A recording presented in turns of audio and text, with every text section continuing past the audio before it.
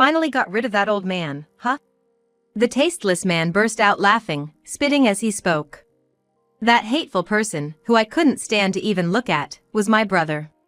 He hadn't come to the wake or funeral, and now he returns home, not to pay respects to my father, but to spew such vile words. I couldn't tolerate it. "How can you say such a thing?" I yelled, appalled at his crassness. But my brother, unfazed, continued to sneer. "That stubborn old man never listened to me, good riddance. Now this house will finally be mine. Owning a house means you've made it, right?" Apparently, my brother had returned, not to greet our father, but to lay claim to the house. Throughout our father's illness, he never helped, only asking for money. Having a family to support, a rent-free house must seem very valuable to him. That's why I couldn't help but laugh to myself. "You think you'll get this house after all the trouble you've caused and not even attending the funeral?" Noticing my mocking smile, my brother frowned unhappily. "What? Of course, it's mine. Did he leave a will or something?" He glanced at the envelope in my hand. Assuming it contained the will. "Too bad for you. Even if he didn't leave me anything in the will, the law dictates how much a child can inherit from a parent. If I'm not satisfied with what's in there, I'll sue right away," he said, smirking again. Then he dismissively waved his hand at me. "Get out of here. This house is mine now." At that moment, I burst into laughter. Wiping tears from the corner of my eyes, I looked at my bewildered brother and said, "Oh, it really did turn out just like Dad said. I'm Victoria. 3 years ago, I married a slightly older man, and we've been both working since. It's been 10 years since my mother passed away, and my father, who now lives alone in our spacious family home, has recently become weaker in his legs. To support him, I convinced my husband to move in with him. I do have an older brother. But I never thought of asking him to take care of my father. My brother, 6 years my senior, seemed like a serious soccer player until elementary school, but his behavior worsened during his rebellious phase due to bad influences from friends. He would stay out late, ignoring not just our gentle mother but also our strict father, and often hung out with bad company. I was in early elementary school back then and didn't like my brother much because he rarely came home and was cold to me when he did. His bad associations didn't seem to end even years later. When my brother was a university student, he caused major trouble involving a woman. My father even had to apologize to the woman's family. Though I wasn't told the specifics, I had a pretty good idea, given my brother's rough manner towards me. As his sister, I could have retaliated, but romance complicates things. I worried about the woman and despised my brother for treating her so poorly. Unrepentant, my brother, upon father's return from apologizing, didn't apologize himself but yelled, "Why are you doing this without listening to me? You're a failure as a parent. If you treat me like this, it's no wonder I turned out bad." My mother tried to calm the situation, but my angry father retorted, "How can you say that after hurting a woman? You're no longer my son, and you're incapable of thinking of others. Don't show your face here again." My brother left, saying fine by me, but a month later, a voice message arrived. It seems my father stopped sending my brother money for tuition and living expenses right after he left. Worried, my mother wanted to call back, but my father angrily refused, and I agreed to ignore it. The calls stopped after a week, and we lost track of my brother. Later, my mother fell ill. She fought hard but passed away.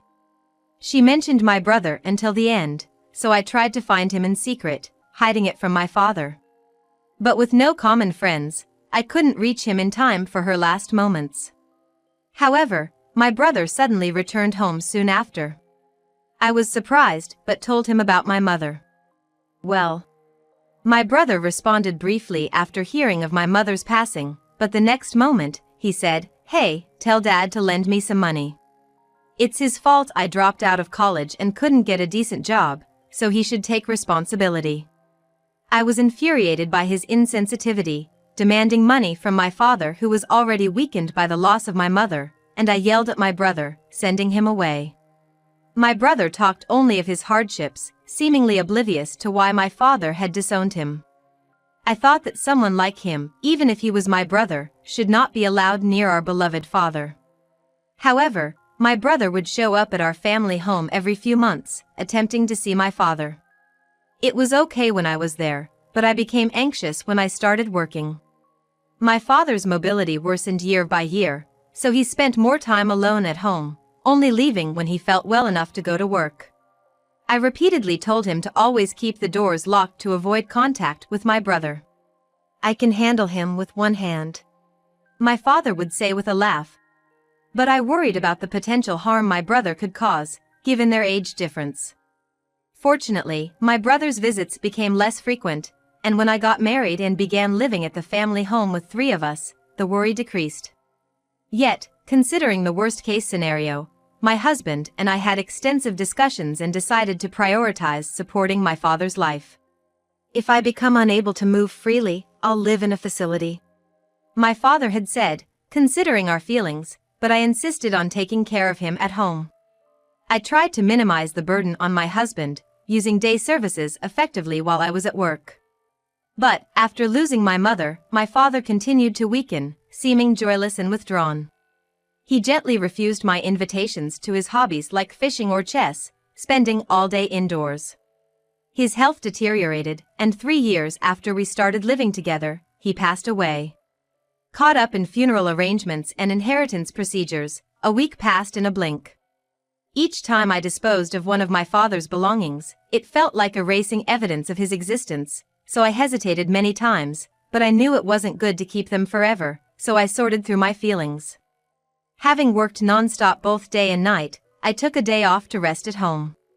As I lay in bed, recovering from sleep deprivation, I heard the sound of a large truck stopping nearby. This area is full of narrow alleys, but is it okay? I wondered, but then I heard a click from the front door and jolted up, startled. Could someone have entered by mistake? Or a burglar? Even in broad daylight with people around? My husband always locks the door when he leaves for work, so it shouldn't be open. My heart was pounding so loud I thought it might leap out of my mouth as I approached the entrance. Through the frosted glass of the door, I saw 3 silhouettes. Before I knew it, the sliding door was opened with a rattle, and I was faced with both familiar and unfamiliar people.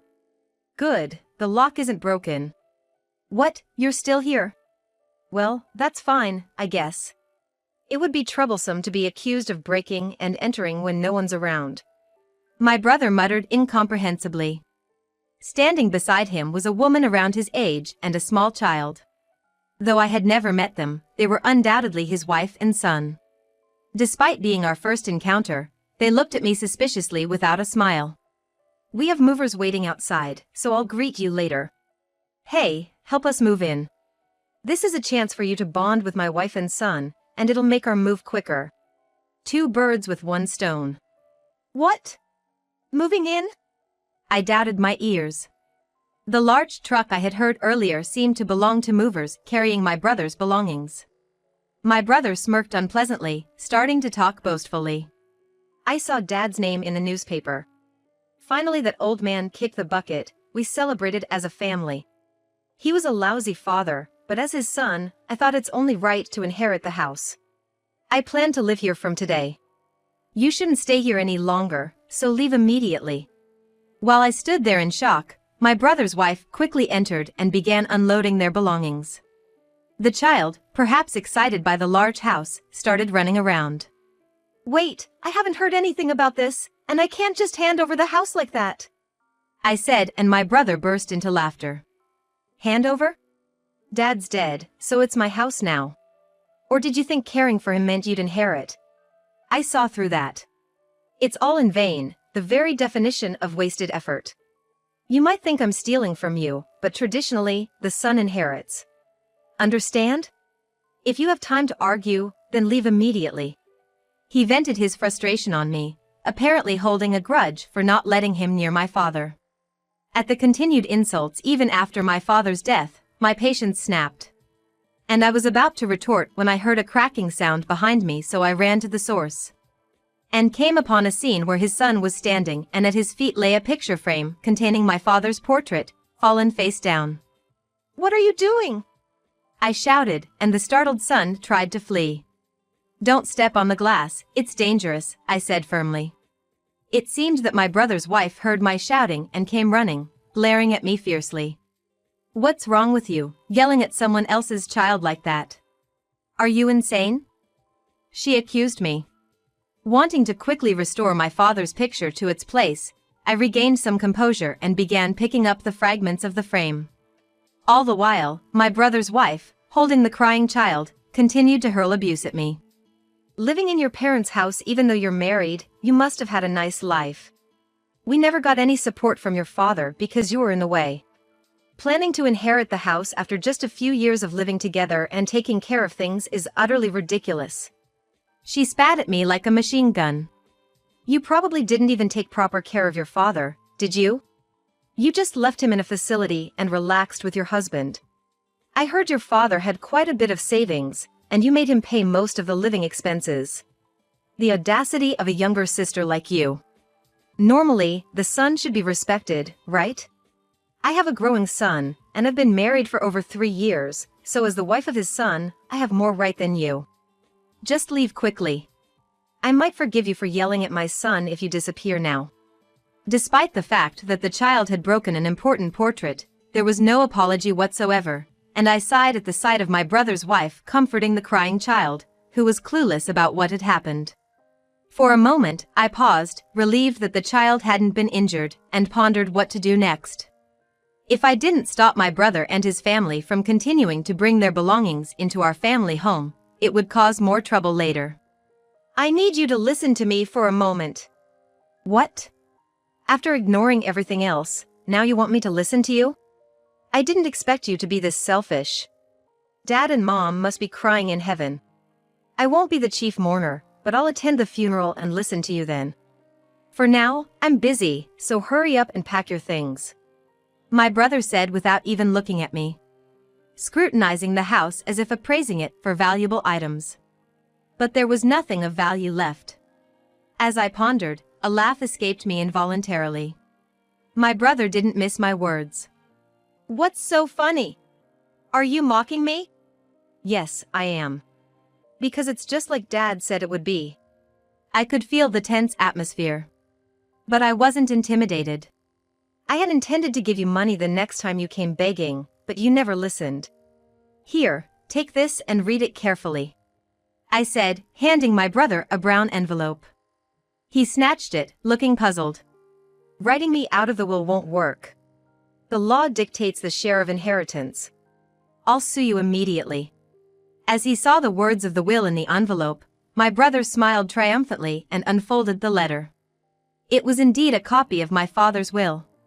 About 2 months before he died, sensing his time was near, my father had prepared the will secretly. He was frugal and had left a substantial inheritance for both of us. The breakdown was almost equal between my brother and me, with slightly more for me due to the caregiving. However, it wasn't drastically less for my brother. The amount would allow for a comfortable living if one didn't indulge in luxuries. But seeing my sister-in-law today, dressed in brand-name skirt, boots, necklace, and bag, it was clear they led a far from frugal life. Her attire, too dressy for a moving day, hinted at her lack of common sense. "What? What does this mean?" my brother exclaimed, tearing the paper into pieces and throwing it on the floor.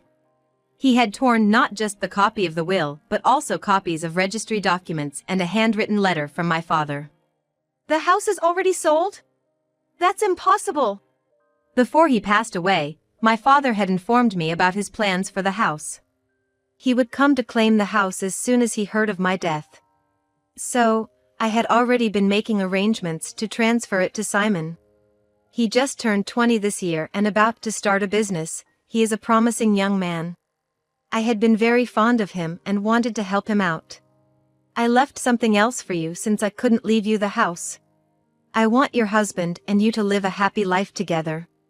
Simon was one of Dad's nephews. Dad got along well with all his siblings, and I often saw Simon around. A solid, kind-hearted young man, much like my uncle. I was fine with Simon inheriting the property and happily accepted Dad's decision. Simon was set to move in soon, and it was agreed that my husband and I could stay until then.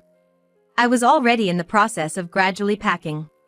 My brother, completely unaware of this, turned red with anger and shouted, "Who would be happy to buy such an old house? You're probably just giving it away to some relative. Who's getting this house? Tell me now so I can sort it out." The letter from Dad only mentioned selling the house. I had blacked out the personal information on the registry documents, which turned out to be a wise decision. Before I could respond, my brother's wife snapped at him, "What are you going to do now, after packing everything? Why didn't you confirm this earlier? You're really stupid." This seemed to hurt my brother's pride, and he grew even angrier. "You know who inherited this house, don't you? Contact them now, and either get this house back or give us your new house," he demanded illogically. "Why would that even happen?"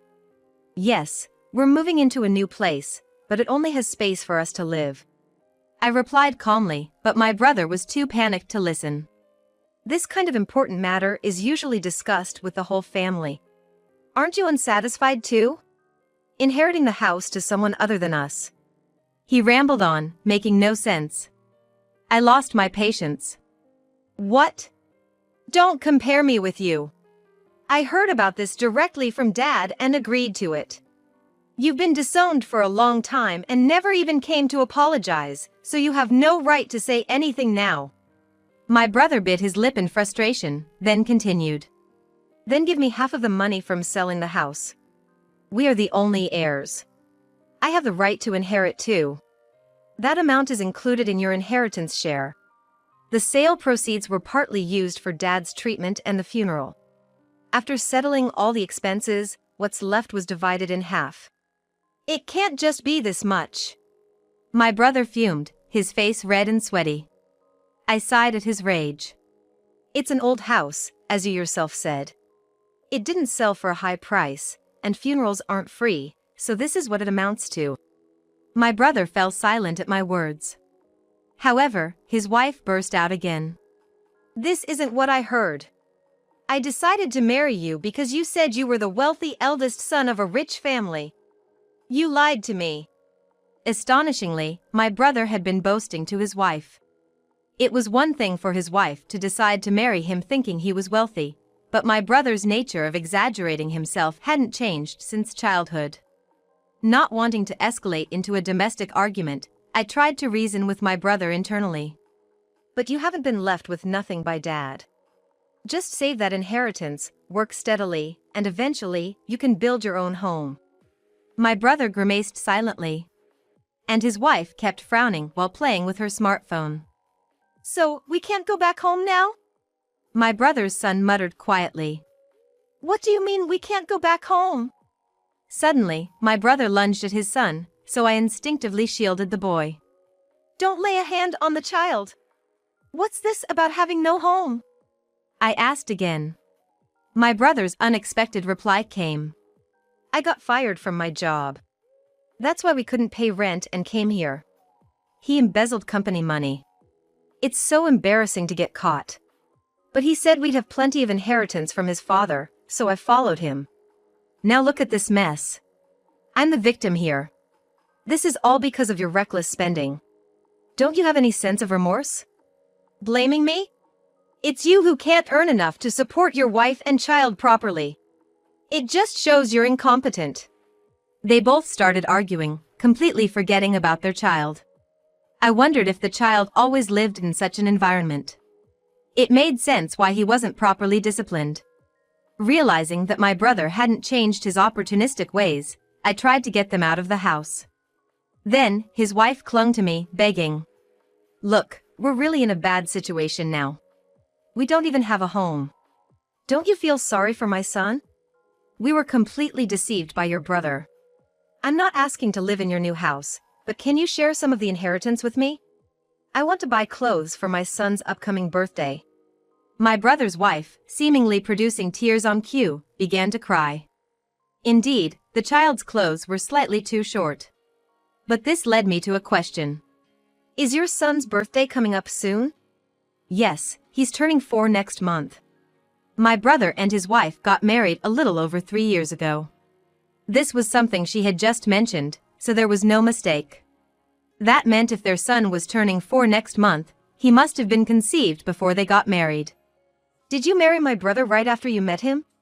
What? Yeah, but what's that got to do with anything? I was almost certain now. If her story was true, she would have been pregnant before meeting my brother. As I was about to ask more, she turned pale, realizing her slip-up. Why are you asking that all of a sudden? He's our child, so don't say weird things. My brother, noticing her agitation, reacted. Why are you looking like that? Got something to hide? From my perspective, it was unbelievable that my brother hadn't noticed her pregnant state at the time. He never showed interest in anything other than himself. Maybe it wasn't so strange that he hadn't noticed. However, as the silence from his wife grew more tense, my brother began to lash out at her. Then, she blurted out, "It's because you lied to me. My son is from someone I met at a nightclub I used to go to, but I chose you because I thought you had a better income." Taking her son, who was on the verge of tears, to another room. I called the police, requesting their intervention to apprehend my brother and his family and to ensure the temporary protection of her son. Within minutes, the police arrived and took my brother and his wife, who were causing a disturbance without any concern for the neighbors.